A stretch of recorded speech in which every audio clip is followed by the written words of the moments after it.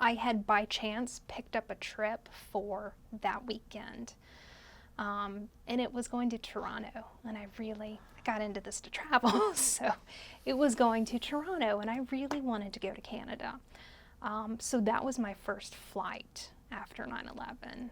So entering the airport was surreal. And the flight crews, it's just people are in a daze.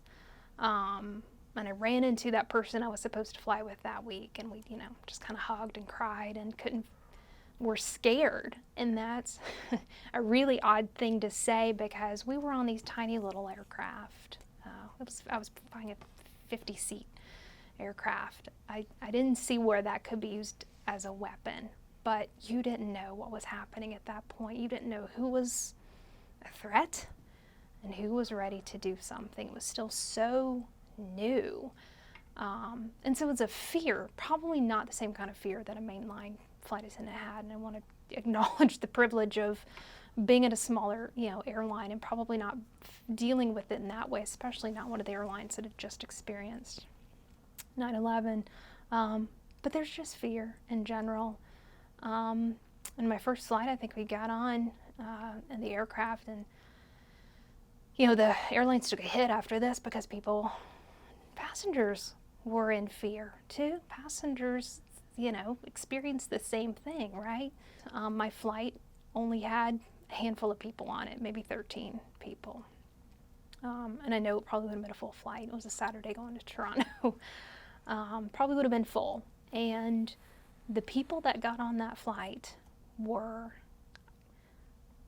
just so generous and looked at us as flight crew with this respect and this acknowledgement that we'd never gotten before. They shook our hands and they held us and they hugged us and they treated us well. There was this really strange camaraderie that happened, where we felt like we were the first flights out of Atlanta. We were all on the day things had come back. We were all in this together. And that day in particular, I'll never forget the experience, and will forever love Canada, because we got up to Toronto and they had a lot of flights coming in from Atlanta. Obviously, the Toronto airport was going through a similar experience that any other ones were. Everybody was afraid to fly.